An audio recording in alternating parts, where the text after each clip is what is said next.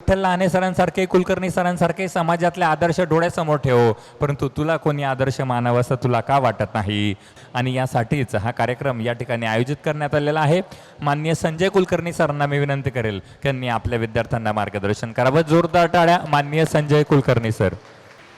करिअरच्या विषयी व्याख्यान ऐकायला आलेले पालक, विद्यार्थी, माता भगिनी, व्यासपीठावरील मान्यवर असं मी आत्ता म्हणणार नाही, कारण व्यासपीठावरचे मान्यवर डॉक्टरांना सोडायला खाली गेलेत.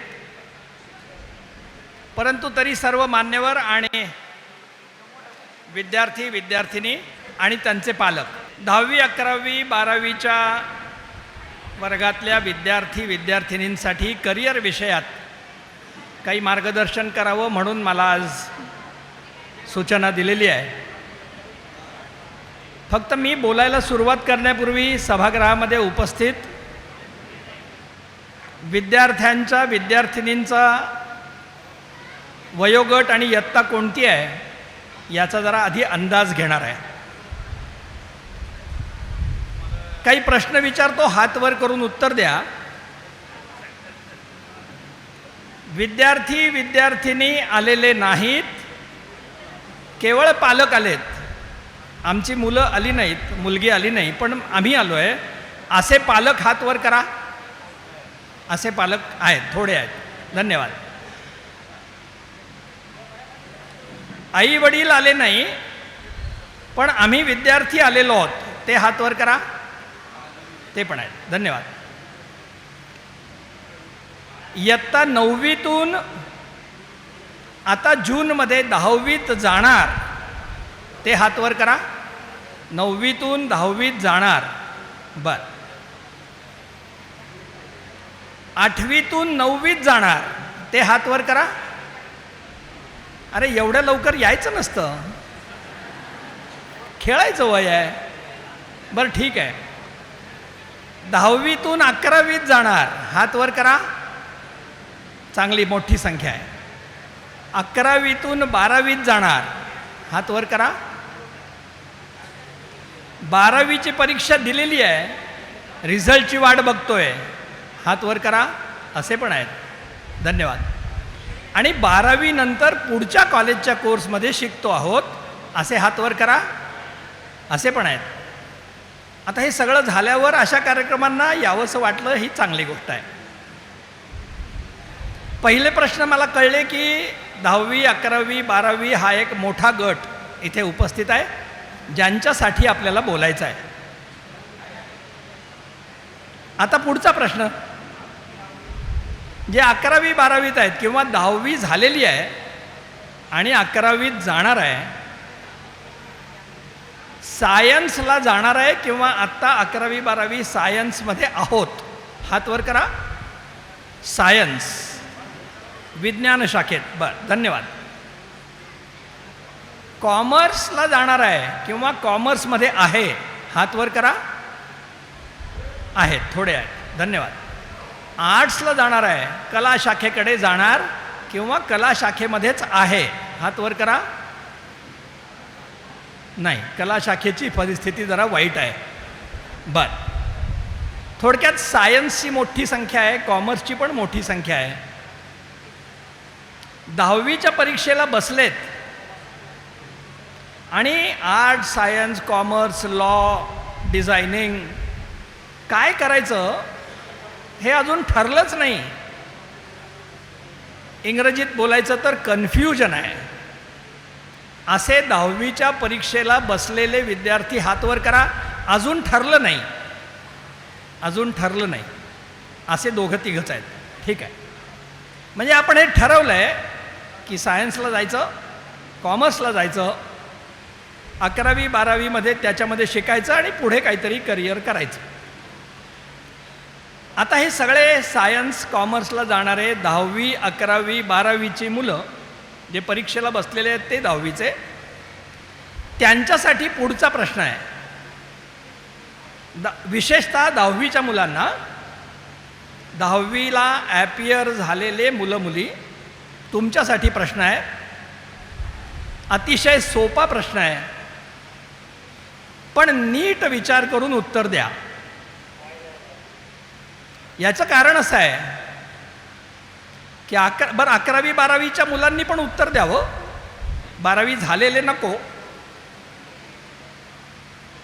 याचं कारण असं आहे की 10वी नंतर 11वी-12वी केल्यावर सायन्सला असाल तर कुठली तरी एंट्रन्स एक्झाम द्यायची आहे, कॉमर्सला असाल तरी पण एंट्रन्स एक्झाम द्यायची आहे, आणि त्यामुळे प्रवेश परीक्षा ही द्यावीच लागणार आहे. आता प्रवेश परीक्षा काय असते त्याची एक झलक तुम्हाला मिळावी, कारण सगळे आई वडील, इवन आता देशपांडे क्लासमध्ये Yogesh sir, Deshpande sir, JEE भयंकर अवघड असते, नीट खूप अवघड असते, CET अवघड असते, असं बरंच काही सांगणार आहेत आणि ते खरं पण आहे. परंतु अवघड म्हणजे काय, तर प्रश्न समजावून घेऊन उत्तर देता आलं की पेपर सोपा असतो. पुन्हा एकदा सांगतो, आता मी जो प्रश्न विचारणार आहे तो नीट समजावून घ्या, विचारलंय काय त्याचा विचार करा, प्रश्न एकदम सोपा आहे आणि मग उत्तर द्या. मी 3 प्रश्न विचारणार आहे. 10वी परीक्षेला बसलेले, 11वीला बसलेले आणि 12वीची परीक्षा दिलेले सुद्धा, या गटातल्या मुलामुलींनी उत्तर द्या. ज्यांना असं वाटतं, त्यातलं CBSE ICSEचा तर रिझल्ट लागलेलाच आहे, स्टेट बोर्डाचा लागायचा आहे. ज्या 10वीच्या 11वीच्या मुलांना मुलींना असं वाटतं की 90% जास्त मार्क मिळतील, त्यांनी हात वर करा. 90% जास्त मार्क मिळणाऱ्या मुलामुलींनी हात वर करा. जरा मोठा मला दिसू दे ना. आहेत 20 एक आहेत, ठीक आहे. 80% जास्त मार्क मिळतील त्यांनी हात वर करा. 80% जास्त आहेत. 70% जास्त मार्क मिळतील, हात वर करा. 70% जास्त मार्क मिळतील. धन्यवाद. मी त्याच्या खाली जात नाही. आता झालं काय बघा, मी 3 वेळा सांगितलं प्रश्न विचारलाय काय ते नक्की बघा आणि मग उत्तर द्या. त्याला म्हणायचं एंट्रन्स एक्झाम. मी पहिला प्रश्न विचारला, 9वीच्या पेक्षा जास्त, 90% जास्त मार्क, 10-12 हात वर झाले. मग मी विचारलं 80% जास्त, इथले एक 4-5, तिकडचे एक 3-4 हात वर झाले. परंतु जे 90% जास्त होते ते 80% जास्त नाही आहेत का? त्यांनी कोणीच हात वर केला नाही.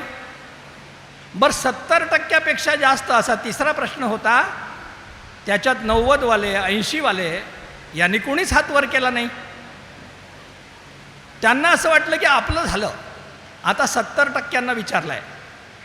पण प्रश्न होता 70% जास्त मार्क घेणाऱ्यांनी हात वर करा, 80-90वाल्यांचे पण हात वर जायला पाहिजे होते. असे प्रश्न एंट्रन्स एक्झामला असतात. इथे गोंधळ होतो आणि तो गोंधळ व्हावा म्हणूनच परीक्षा तशी डिझाईन केलेली आहे. त्याची एक झलक तुम्हाला मिळावी म्हणून मी हे प्रश्न विचारले. आता जाऊया जरा करिअरकडे. एंट्रन्स एक्झाम काय आहे त्याचं थोडं विश्लेषण मी नंतर करीन. परंतु करिअर निवडण्यासाठी सायन्सला गेलो आहे, कॉमर्सला गेलो आहे, पुढं काही करिअर करायचं आहे, याचा विचार करण्यासाठी आपण बसलो आहे. उगाचच माझे मित्र मैत्रिणी सायन्सला गेले म्हणून मी सायन्सला येणार आहे. कॉमर्सला जाणाऱ्या अनेक मुलामुलींचा, आता माझा करिअर काउन्सिलिंगचा व्यवसाय आहे, त्यामुळे माझ्याकडे येत असतात पालक मुलांना घेऊन, मुलींना घेऊन.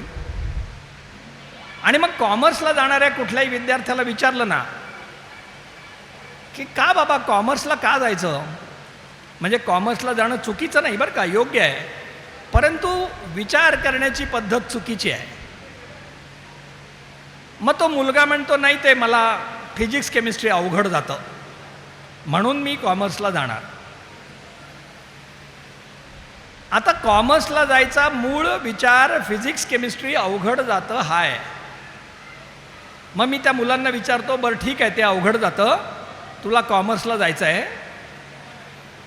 का जायचं आहे? तर ते अवघड आहे म्हणून. आता कॉमर्सच्या सिलेबसमधले 5-6 विषय मला कोणते कोणते आहेत ते सांग बरं. मग तो मुलगी इकॉनॉमिक्स, अकाउंटन्सी, बस थांबतं गाडी, इथे थांबते. म्हटलं बाकी काय? नाही सर, बाकी विषय अजून मला माहिती नाहीत, कारण 10वी पास झाला आहे. कॉमर्समध्ये विषय कोणते आहेत ते माहिती नाही. म्हणजे विचार चुकतो कुठे बघा, पालकांचा आणि मुलांचा पण. फिजिक्स केमिस्ट्री अवघड जातं, गणित मला जमत नाही, ते अवघड जातं, म्हणून मी कॉमर्सला जाणार. पण ज्या कॉमर्सला जाणार तिथे उद्या विषय कोणते येणार ते माहितीच नाहीत, ते सोपे असणार असं आम्ही गृहीत धरून तिकडे चाललो. तर असं ह्याच्यापेक्षा ते सोपं आहे, त्याच्यापेक्षा ते सोपं आहे, असं इथून पुढे काहीही असणार नाही. हे पक्क लक्षात ठेवा. आता आपण 10वीची परीक्षा दिली आहे. 11वीत असलेल्यांनी, 12वीत असलेल्यांनी, आणि आत्ता नुकती 10वी दिलेली मोठी संख्या आहे. आपण पाहिलं 80-90% टप्प्यातली मुलं मुली जास्त आहेत. पण जे आता 10वी दिलेत ना, त्यांना मी सांगतो की एवढं टेन्शन घेऊन 10वीच्या वर्षभरात अभ्यास केलात, आई वडील तुमचे मागे लागले, आजूबाजूला सगळे 10वी आहे 10वी आहे. म्हणजे शेजाऱ्यांनी टी व्ही मोठा लावला तरी जाऊन सांगायचे, अहो 10वी आहे, हळू. आमच्या घरातली केबल कट केली आहे, 10वी आहे. इतकी भारी आणि इतकी महत्त्वाची परीक्षा दिली असं आपल्याला वाटतं, अशी हवा निर्माण केलेली जाते. पण मी आत्ता तुम्हाला सांगायला इथं उभा आहे की आत्तापर्यंत दिलेल्या परीक्षांमधली 10वीची परीक्षा जरी सगळ्यात महत्त्वाची असली तरी इथून पुढे येणाऱ्या सगळ्या परीक्षांमध्ये 10वीची परीक्षा अत्यंत, मी जरा वाईट शब्द वापरणार आहे, माफ करा, रद्दी परीक्षा होती. काय म्हणालो मी? रद्दी. त्याला परीक्षा म्हणून पुढच्या परीक्षांचा विचार केला तर काही किंमत नाही. कारण सांगतो तुम्हाला. सायन्सला जाणार आहेत जे 11वी 12वीत आहेत आणि आता 10वीतून 11वीत जाणार आहेत, त्यातले जे सायन्सला जाणार आहेत आणि सायन्सला जाऊन मला इंजिनियर व्हायचं आहे, IITत जायचं आहे, किंवा आत्ता डॉक्टरांनी सांगितल्याप्रमाणे गव्हर्मेंट मेडिकल कॉलेजमध्ये नीट देऊन नंबर मिळवायचा आहे, अशा उद्देशाने, अशा कमिटमेंटनी डॉक्टरांनी आत्ता सांगितलं पासवर्ड, जे काम करण्याच्यासाठी तयार आहेत आणि आत्ता क्लासला येत आहेत किंवा आता लागणार आहेत क्लासला, त्यातले IITत जायचं आणि मेडिकलला जाऊन MBBS व्हायचं असा विचार असणारी मुलं हात वर करा बरं. आहेत आहेत, बहुतांश तीच आहेत सगळे. छान. मग ज्या IITचा विचार आपण करतोय, ज्या मेडिकलचा विचार करतोय, त्याची जी एंट्रन्स एक्झाम देणार आहात ती कशी आहे? तर परीक्षेच्या रिझल्टची तुलना करूया. आत्ता CBSEचा रिझल्ट लागला आणि वर्तमानपत्रात आलेल्या बातमीनुसार किंवा इंटरनेटवर त्यांच्या वेबसाईटवर दिलेल्या माहितीनुसार 97% मुलं पास झाली. ICSEचा रिझल्ट लागला, 99% रिझल्ट लागला, 1% मुलं नापास आहेत. स्टेट बोर्डाचा रिझल्ट मागच्या वर्षीचा, अजून या वर्षीचा लागायचा आहे, 2023 SSCचा रिझल्ट 3% मुलं फेल झाली, 97% मुलं पास झाली. म्हणजे SSCची परीक्षा 3% मुलांना नापास करणारी आहे. आणि ज्यांना IITत जायचं आहे, इंजिनिअरिंगमधलं सगळ्यात भारी कॉलेज, त्या कॉलेजच्या परीक्षेसाठी साधारणपणे 14 लाख मुलं परीक्षेला बसतात. 17,500 जागा आहेत. 14 लाखातून 17,500 मुलं सिलेक्ट होतात, म्हणजे 1.3% मुलं सिलेक्ट होतात. 2% धरूया. याचा अर्थ 98% मुलांचं काय होतं? काय होतं? IITच्या परीक्षेमध्ये IIT म्हणून त्यांना ॲडमिशन जर मिळत नाही तर IITच्या परीक्षेत 98% मुलं फेल होतात. मग ते दुसऱ्या कॉलेजमध्ये जातात. ज्यांना मेडिकलला जायचं आहे त्यांना नीटची परीक्षा द्यावी लागते. महाराष्ट्राचा विचार केला तर महाराष्ट्रामध्ये 5,500 MBBSच्या गव्हर्मेंटच्या जागा आहेत, सरकारी कॉलेज. त्याचा विचार केला तर साधारणपणे 2.5 लाख मुलं महाराष्ट्रातनं नीटला बसतात, 5,500 मुलं MBBSला जातात. याचा अर्थ तिथेसुद्धा 2% रिझल्ट लागतो. 98% मुलं MBBSच्या कोर्ससाठी नापास होतात. म्हणजे 10वीच्या परीक्षेमध्ये 3% मुलं नापास झाली आणि 2 वर्षांनी येणाऱ्या इंजिनिअरिंग मेडिकलच्या एंट्रन्स एक्झाममध्ये 98% मुलं नापास होतात. आपल्याला अभ्यास करायचा आहे म्हणजे काय करायचं ते मी सांगितलं. 3% नापास होणारी परीक्षेपासून 98% नापास करणाऱ्या परीक्षेपर्यंतचा अभ्यास म्हणजे एंट्रन्स एक्झामचा अभ्यास आहे. त्यासाठी डॉक्टरांनी आत्ता सांगितलं, कमिटमेंट पाहिजे, कन्सिस्टन्सी पाहिजे, कॉन्फिडन्स पाहिजे. त्याच्याशिवाय होऊ नाही शकत. पण घाबरायचं कारण नाही. घाबरायचं पण कारण नाही. याचं दुसरं कारण असं आहे की जरी परीक्षा इतकी अवघड असली तरी IIT मधल्या सगळ्या 17,500 जागा भरतात. MBBSच्या सरकारमधल्या सगळ्या जागा 5,500 भरतात. एकही जागा रिकामी राहत नाही. कॉमर्सला ज्यांना जायचं आहे, चार्टर्ड अकाउंटंट व्हायचं आहे, CS करायचं आहे, लॉ करायचं आहे, सगळ्या कॉलेजच्या जागा भरतात, रिकामी राहत नाही. CAचा रिझल्ट 3.5% लागतो, 97% मुलं नापास होतात. लॉचा रिझल्ट 5% लागतो, 95% मुलं लॉच्या एंट्रन्स एक्झाममध्ये फेल होतात. MBA करायचं आहे, MBAचा रिझल्ट 4% लागतो, 96% मुलं फेल होतात. हल्ली डिझायनिंग नावाचा नवा प्रकार एकदम जोरात आला आहे आणि पालक विद्यार्थी मला डिझायनिंगला जायचं. डिझायनिंगच्या सगळ्या कॉलेजचा देशभरातला निकाल 4% आहे. एंट्रन्स एक्झामचा 96% मुलं फेल होतात. याचा अर्थ 10वीच्या 3% नापास करणाऱ्या परीक्षेच्या तुलनेत जेव्हा या परीक्षांचा विचार कराल तेव्हा 10वी किती रद्दी होती ते कळेल. आणि त्यामुळे अभ्यासाची पद्धत बदलावी लागणार आहे आणि मग आपलं करिअर निवडायचं आहे. त्या दिशेने आपल्याला पुढची 2 वर्ष काम करायचं आहे. आता जे करिअर निवडणार आहात ते निवडताना जरा विचार करा. मी करिअरची यादी देण्यासाठी इथे उभा नाही आहे. म्हणजे हे करता येईल, हे करता येईल, कॉमर्सला गेलात तर हे, आर्ट्सला गेलात तर हे, अशी यादी नाही देणार मी आत्ता, कारण ती गुगलवर पण आहे आणि ती नंतर कधी पण तुम्हाला देता येईल, मिळेल. परंतु त्या यादीमधल्या करिअरमध्ये पोचायचं असेल, यश मिळवायचं असेल तर पुढची 2 वर्ष काय करावं लागेल हे पाहिलं पाहिजे. अभ्यास करायचा म्हणजे काय करायचं, करिअर निवडायचं कसं, तर करिअर निवडताना आईवडिलांनी आणि मुलांनी मिळून चर्चा करून करिअर निवडलं पाहिजे. डॉक्टर लहाने आत्ता म्हणाले ते खूप महत्त्वाचं आहे. आईवडिलांचा आणि मुलामुलींचा परस्परांमध्ये संवाद नसला तर प्रचंड गोंधळ होतो. आत्ता माझ्याकडे ICSCचा रिझल्ट लागला. पुण्यातले खूप मोठे डॉक्टर आहेत, मोठं हॉस्पिटल आहे, मुलीला घेऊन आले. मुलगी ICSCमध्ये 99% मार्क घेतलेली आहे. सायन्समध्ये 99, गणितात 99, बायोलॉजीमध्ये 99, एकदम हुशार. मुलीला आणून बसवलं, डॉक्टर स्वतः बसले. मोठं हॉस्पिटल आहे पुण्यात.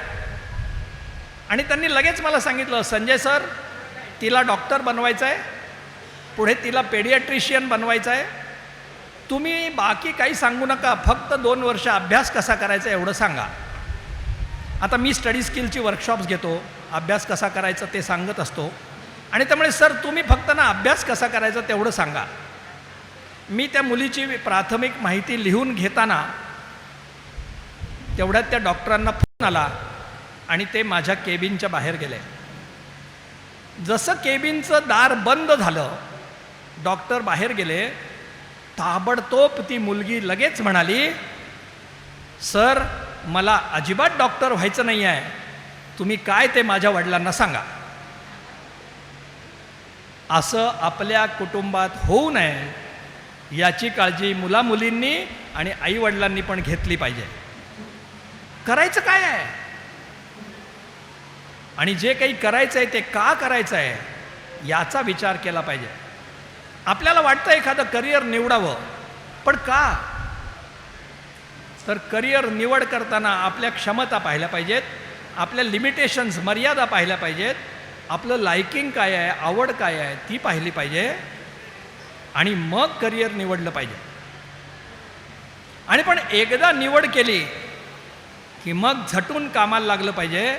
मी आत्ता सांगितलेल्या एंट्रन्स एक्झामचे रिझल्ट डोळ्यासमोर ठेवून इतकं ते अवघड आहे याचं टेन्शन न घेता, कितीही अवघड असलं तरी सगळ्या जागा भरतात, IITच्या सगळ्या भरतात, मेडिकलच्या सगळ्या भरतात. म्हणजे कोणीतरी 17,000 मुलं IITत जर जात असतील तर मी का नाही? आणि मग त्या 14 लाखातली ती 17,000 मुलं वेगळं काय करतात हे पाहिलं पाहिजे आणि त्या पद्धतीनं अभ्यास केला पाहिजे. तिथे डॉक्टरांनी आत्ता सांगितलेला विषय येतो, कन्सिस्टन्सी, कमिटमेंट, परसिस्टन्सी, कॉन्फिडन्स, असे अजून अनेक मुद्दे आहेत. त्या पद्धतीनं अभ्यास करावा लागतो. एक सोपं सूत्र सांगतो, अभ्यास करायचं सोपं सूत्र. मी आत्ता बोलताना असं म्हणालो की 3% मुलं IITत जातात, पण त्या IITच्या परीक्षेमध्ये पहिली परीक्षा आहे JEE मेन, दुसरी परीक्षा आहे JEE ॲडव्हान्स आणि मग IITला ते मुलं पास होणार. JEE मेनमधून JEE ॲडव्हान्सला जाताना पहिले 2.5 लाख मुलं निवडली जातात. तो सरकारचा नियम आहे, पहिले 2.5 लाख.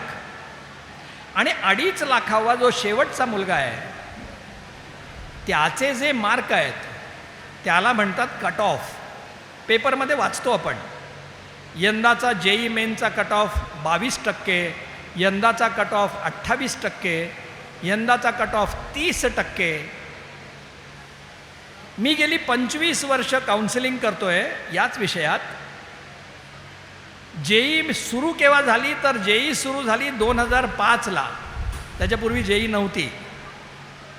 2005 पासून आता 2024पर्यंत गेल्या 19 वर्षात JEEचा मेन टू ॲडव्हान्स हा कट ऑफ कधीही 30%च्या वर गेला नाही, एकदा पण नाही. म्हणजे पहिल्या परीक्षेत ज्यांनी 30% मिळवले त्याला दुसरी परीक्षा द्यायला परवानगी आहे. आणि किती टक्के मुलं दुसऱ्या परीक्षेत जातात तर 14 लाखापैकी 2 लाख, एवढेच. 2.5 लाख, आता नियम 2.5 झाला, म्हणजे तरी आपण 2% धरूया, 20% झाले. आता 20% मुलांना दुसऱ्या परीक्षेत जायला परवानगी मिळाली, त्यातल्या शेवटच्या मुलाचे मार्क होते 30%. म्हणजे रिझल्ट तुम्ही लक्षात घ्या की परीक्षेला बसलेल्या, 2 वर्ष क्लासला गेलेल्या, लाखो रुपये फी भरलेल्या आणि आमचा मुलगा आमची मुलगी खूप अभ्यास करते अशा विचारात असलेल्या मुलामुलींच्या पैकी 80% मुलामुलींना 30%पेक्षा कमी मार्क मिळतात. दरवर्षी असंच असतं. म्हणजे 80% मुलामुलींना 70% पेपर सोडवता येत नाही. आणि त्यामुळे जसं आता डॉक्टरांनी 3 सूत्र सांगितली तसं एक सोपं सूत्र सांगतो, अभ्यास करताना जे जे तुम्हाला सोडवता येणार नाही तो पेपर आहे. जे सोडवता येतं तो पेपर नाही. जे अभ्यास करताना जमलं नाही तो पेपर आहे. बाकी सगळी कामं सोडा आणि तो पेपर सोडवायचा प्रयत्न करा, तो प्रॉब्लेम सोडवायचा प्रयत्न करा, म्हणजे तुम्ही परीक्षेचा अभ्यास करताय. आणखीन एक प्रश्न स्वतःला विचारायचा, एखादा प्रॉब्लेम मला का आला नाही? तर मला त्याच्या मागची थिअरी कळली नाही, त्याच्या मागचा धडा समजला नाही. डॉक्टरांनी सोपं सूत्र सांगितलं, दररोज वाचा, पाठ होईपर्यंत वाचा, येत कसं नाही. त्यांनी अनुभवाने सांगितलं. आणि त्यामुळे किती तास अभ्यास करतो यापेक्षा कोणत्या पद्धतीनं अभ्यास करतो याला महत्त्व आहे. आणि या सगळ्या तुमच्या प्रक्रियेमध्ये आईवडिलांचा रोल शून्य आहे. ते काही नाही करणार, अभ्यास तुम्हालाच करायचा आहे.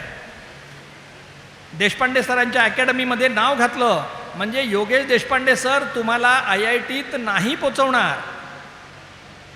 आत्ता जे IITत गेले म्हणून सत्कार झाला, अभ्यास त्यांनीच केला, मार्गदर्शन सरांचं होतं. आपल्याला असं वाटतं की सरांच्या क्लासमध्ये नाव घातलं म्हणजे झालं, आता आपण चाललो, सगळी जबाबदारी त्यांचीच आहे. असं नसतं. ते मार्गदर्शन करायला बसलेत, ते अडलं तर सांगायला बसलेत, ते डिफिकल्टी सोडवायला बसलेत, ते शिकवायला बसलेत. इथून पुढच्या काळात टीचिंग अँड लर्निंग असे 2 भाग होणार आहेत. जी शाळेतून मुलं आता 11वीत जात आहेत त्यांनी लक्षात ठेवावं, टीचिंगचा भाग सर सांभाळणार आहेत, DL अकॅडमी सांभाळणार आहे, ती उत्तम सांभाळणार. टीचिंग उत्तम आहे. लर्निंगचं काय आहे? आणि लर्निंग केव्हा चालू होतं? ज्याला लर्निंग करायला जमलं तो IITत गेला, तो मेडिकलला गेला, तो चांगल्या इंजिनिअरिंग कॉलेजमध्ये गेला, तो वकील झाला, तो चार्टर्ड अकाउंटंट झाला. लर्निंग करायला जमलं पाहिजे. But what is learning? लर्निंगचा अर्थ असा आहे की वर्गामध्ये जे शिकवलं ते मला समजलं का हे पहिलं पाहिलं पाहिजे. शिकवलं ते समजलं का? आता शिकवलं काय? तर सूर्य पूर्वेला उगवतो, दुपारी 12 वाजता वरती दिसतो, संध्याकाळी तो पश्चिमेला मावळतो, हे सरांनी शिकवलं. मला समजलं का? तर मला समजलं. पुढचा प्रश्न स्वतःला विचारायचा, लर्निंगच्या प्रोसेसमध्ये जे मला समजलं ते मला पटलं का? त्यांनी सांगितलं म्हणून हो म्हणायचं का? तर त्यांनी सांगितलं म्हणून हो म्हणायचं नाही. तिकडे उगवतो, इकडे वर दिसतो, तिकडे मावळतो, मला कळलं पण मला पटलं नाही. पटलं का नाही ते पाहिलं पाहिजे. म्हणजे मी शाळेत होतो तेव्हा मला असे प्रश्न पडायचे का? तर तुम्हाला खरं सांगतो, असले प्रश्न मला सुद्धा पडले नाही, पण पडले पाहिजेत. याचं कारण मला पटत नाही. याचं कारण असं आहे की सायन्सच्याच पुस्तकात असं लिहिलं आहे की सूर्य स्थिर आहे आणि पृथ्वी फिरते, आणि आमच्या वर्गात सर सांगतायत तो तिकडे उगवतो, इकडे वर जातो, तिकडे मावळतो, म्हणजे सूर्य फिरतोय. आता सूर्य फिरतोय, चंद्र पण फिरतोय, परंतु विज्ञानाचं पुस्तक म्हणतं सूर्य फिरत नाही, चंद्र मात्र फिरतो. आता हे सगळं समजलं, पटतं का? पुस्तक म्हणतं सूर्य फिरत नाही, आम्हाला तर फिरताना दिसतोय. सावली अशी लांब जाते, मग सावलीमध्ये येते, मग सावली तिकडे जाते, सूर्य हालताना दिसतोय. कधीतरी वर्गात उठून विचारा की सर तुम्ही शिकवता ते मला पटत नाही. आणि सुदैवाने योगेश सरांसारखे सर भेटलेत, शहाणपण करू नको, खाली बस असं म्हणणार नाहीत, शिकवतील. त्यांचं डोकं खा. मी मुलांना गमतीनं सांगतो, शब्दशः घेऊ नका, पण सरांच्या उरावर बसा. त्याशिवाय पटलं का नाही हे कळत नाही. आणि त्यामुळे पहिलं सूत्र, वर्गात शिकवलं ते समजलं का, त्यासाठी लक्ष दिलं पाहिजे.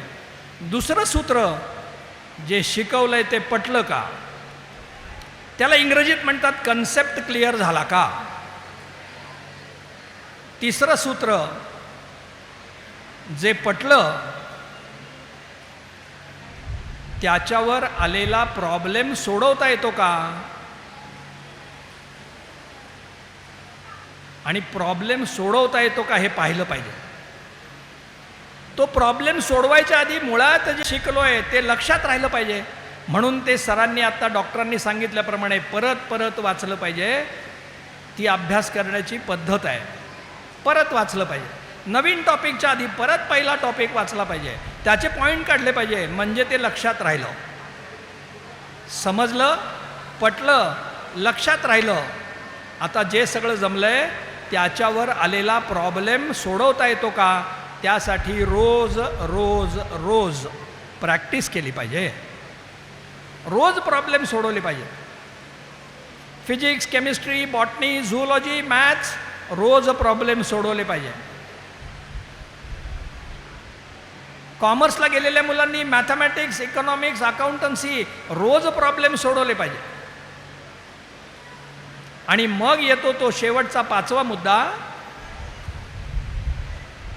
कोणत्याही करिअरमध्ये यश मिळवायचं असेल आणि त्याची एंट्रन्स एक्झाम क्लिअर करायची असेल तर 5वा मुद्दा लक्षात ठेवा. पहिल्यांदा सांगितलेले मुद्दे करायचेच आहेत, परंतु प्रॉब्लेम सोडवता येतो का, तर सोडवता येतो. आणि मग समस्या आहे ते सरकार इतकं कठीण आहे, परीक्षा इतक्या अवघड केल्या आहेत. उदाहरणार्थ मेडिकलला जायचं आहे, MBBS करायचं आहे, नीटची परीक्षा द्यायची आहे. 180 problems, physics, chemistry, botany, zoology 45 problem असतात. म्हणजे 180 प्रॉब्लेम आणि पेपर सोडवायला वेळ दिला आहे 180 मिनटं. 1 मिनिटात 1 प्रॉब्लेम सोडवावा लागतो. फिजिक्सचा, केमिस्ट्रीचा, बॉटनी, झूलॉजी येऊन जातो, पण 1 मिनिटात 1. आणि ही 1 मिनिटाची रेस जर प्रॅक्टिस केली नाही तर जमत नाही. आणि मग अनेक मुली जे माझ्याकडे परीक्षा झाल्यावर येतात भेटायला, कशासाठी, तर सर आम्ही रिपीट करणार आहे. म्हटलं का रिपीट करणार, नाही सर सगळं येत होतं, वेळच पुरला नाही. वेळच पुरला नाही. मग मी विचारतो किती वेळ दिला होता, 3 तास होते सर. बरं किती प्रॉब्लेम होते, 180 होते. आणि मिनटं किती होती, 180 होती. पुढच्या करिअरसाठी कोणत्याही एंट्रन्स एक्झामचा विचार करताना इथून पुढे तासामध्ये, मिनिटामध्ये विचार करणं थांबवा. सेकंदात विचार करायला लागा. आणि मग लक्षात येतं की सगळं येत होतं, वेळेत बसवता आलं नाही. इतका स्पीड वाढला पाहिजे. आणि स्पीड तेव्हाच वाढतो जेव्हा सर आत्ता बोलताना म्हणाले डॉक्टर, कॉन्फिडन्स तेव्हाच येतो जेव्हा कमिटमेंट आहे, कन्सिस्टन्सी आहे, तेव्हा कॉन्फिडन्स आहे. तसं स्पीड तेव्हाच वाढतो जेव्हा अभ्यास पक्का झाला आहे, अभ्यास तोंडावर आहे, इतका तयार आहे, तेव्हाच प्रश्न लवकर सोडवता येतो आणि तो 1 मिनिटात बसवता येतो. असं झालं की पेपर वेळेत सुटतो. असं झालं की तुम्ही डॉक्टर होणार आहात. अशा प्रकारचा पेपर आहे, अशा प्रकारचं सिलेबस आहे. आणि त्यामुळे करिअरला कोणत्याही जायचं असेल तरी art, science, commerce, designing, law, ॲक्च्युरियल science, काहीही करा. इथून पुढच्या सगळ्या परीक्षा सोप्या नसणार आहेत, परंतु रिचेबल असणार आहेत. सोपं असणं आणि अवघड असणं अशी कोणती कन्सेप्ट नाही. Everything is difficult but everything is reachable for those who are systematic in their studies. आणि त्यामुळे या सगळ्या प्रक्रियेचा विचार करताना करिअर कोणतं निवडू हे तर ठरवाच. परंतु समजा सायन्सला गेला आहात तर हे नक्की ठरवा की नंतर 2 वर्षांनी देणाऱ्या सगळ्या परीक्षा या PCMB सिलेबसवरच अवलंबून आहेत. कदाचित आत्ता लगेच निर्णय करता येत नाही, कन्फ्युजन आहे, विचार नका करू. सुरुवात करा अभ्यासाला आणि मी आत्ता म्हणालो तसा अभ्यासाला लागा, मग हळूहळू तुमच्या संकल्पना पक्क्या होतात आणि कुठल्या करिअरला जायचं तो मार्ग सापडतो. मात्र कुठेही जायचं असलं तरी ह्याच्यापेक्षा ते सोपं आहे म्हणून तिकडे जाऊ, त्याच्यापेक्षा हे अवघड आहे म्हणून ते सोडून देऊ, असा विचार करू नका. 10वीच्या तुलनेमध्ये काहीही सोपं नाही, पण कोणतीही गोष्ट अचिवेबल आहे, रिचेबल आहे, एवढंच लक्षात ठेवा. शेवटी एक गोष्ट सांगतो आणि थांबतो. इंग्लंडमध्ये बर्नार्ड शॉ नावाचे एक खूप मोठे लेखक विचारवंत होऊन गेले. Bernard Shaw. जसं आपल्याकडे पद्मश्री असते ना, पद्मश्री पद्मभूषण, तसं इंग्लंडमध्ये सर म्हणून पदवी आहे. इंग्लंडची राणी पदवी देते सर, आणि त्यामुळे सर बर्नार्ड शॉ असे सर पदवी मिळालेले बर्नार्ड शॉ होते. त्यांना सगळे लोक ओळखायचे, फार मोठा माणूस. आणि बर्नार्ड शॉ एकदा रेल्वेने निघाले होते. रेल्वेत बसले होते एकटेच. तिकडनं TC आले आणि TC सगळ्यांचं तिकीट बघता बघता यांच्याजवळ आले. त्यांनी बर्नार्ड शॉना तिकीट मागितलं. TCने ओळखलं बरं का, बर्नार्ड शॉ आहेत, पण तिकीट मागितलं. बर्नार्ड शॉ तिकीट शोधायला लागले. ओव्हरकोटमध्ये पाहिलं, कोटमध्ये पाहिलं, पॅन्टच्या खिशात पाहिलं, तिकीट काय सापडे ना. त्यावेळेला मोबाईल नव्हते, ऑनलाईन दाखवलं, भानगड नाही, तिकीटच दाखवायला लागायचं. आणि त्यांची तिकिटाची शोधाशोध सुरू झाल्यावर TC त्यांना असं म्हणाले की बर्नार्ड शॉ, मी तुम्हाला ओळखतो, तुम्ही काय विदाऊट तिकीट जाणाऱ्यांपैकी नाही, मला तुमचं तिकीट बघायचं नाही. आणि TC पुढं निघून गेला. TC पुढे गेले, सगळ्या गाडीची तिकीटं चेक करून TC परत आले. बघतायत तर बर्नार्ड शॉ अजून तिकीटच शोधतायत. बॅग काढली होती, सगळं शोधाशोध, अस्वस्थ. TC पुन्हा तिथं थांबले आणि म्हणाले, अहो बर्नार्ड शॉ, मला तुमचं तिकीट बघायचं नाही, तुम्ही उगाच त्रास करून घेऊ नका, तिकीट शोधू नका, मला बघायचं नाही. बर्नार्ड शॉने जे उत्तर दिलं ते सगळ्या मुलांनी लक्षात ठेवावं. बर्नार्ड शॉ म्हणाले, राजा, तुला तिकीट बघायचं नाही, ठीक आहे, तुझा माझ्यावर विश्वास आहे, पण त्या तिकिटावर छापलंय की मला उतरायचं आहे कुठे, मला जायचं आहे कुठे. जोपर्यंत मला तिकीट सापडत नाही तोपर्यंत कळणार कसं की मला जायचं आहे कुठे.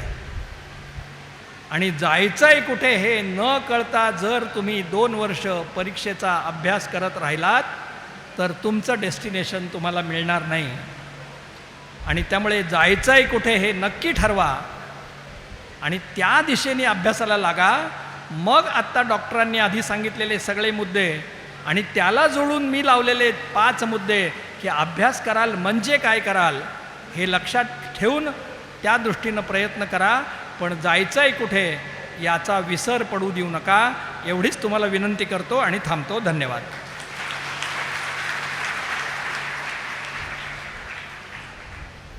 एकदा जोरदार टाळ्यांचा गजर. आपण पालकांचं शंका निरसन या ठिकाणी घेणार आहोत विद्यार्थ्यांसाठी. तर विद्यार्थ्यांना ज्या काही शंका असतील त्या आपण कुलकर्णी सरांना विचारू शकतो.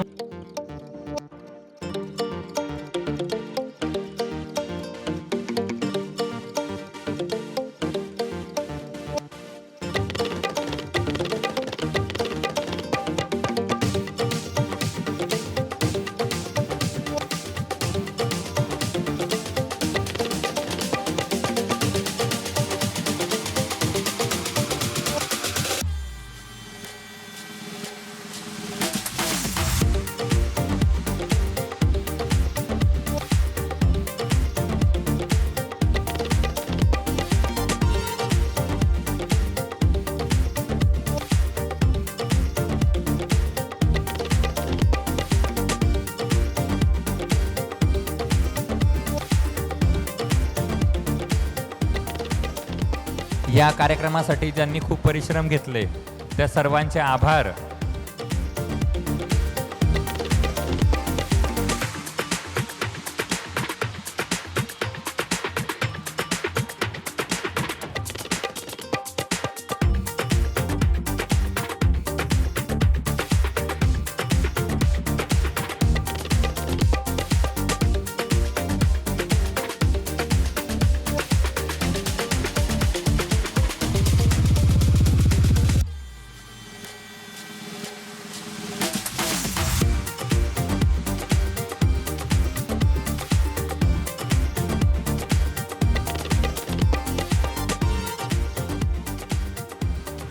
माननीय स्वातीताई पोकळे, सुरेखाताई धरिष्ठे, सोनालीताई पोकळे यांचा या ठिकाणी मधुमती लोले यांनी सन्मान केला. मधुमती लोले यांनी कार्यक्रमाचं आभार प्रदर्शन करावं अशी मी त्यांना विनंती करतो.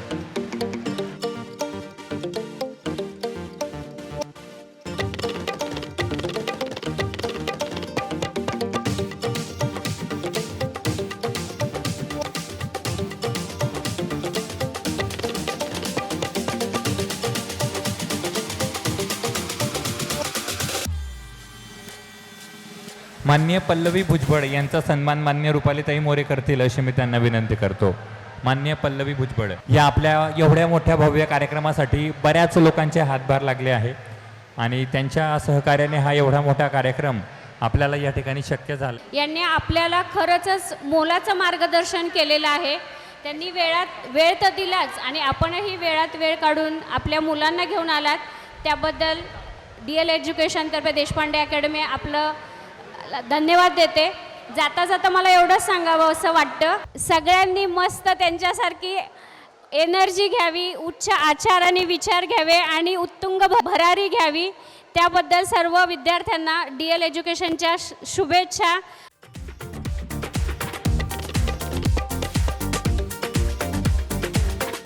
अध्यक्षांच्या परवानगीने हा कार्यक्रम या ठिकाणी संपन्न झाला असं मी जाहीर करतो. सर्वांचे मनपूर्वक धन्यवाद. हा कार्यक्रम यशस्वी झाला त्या सर्वांचे आभार. धन्यवाद. जय हिंद, जय महाराष्ट्र.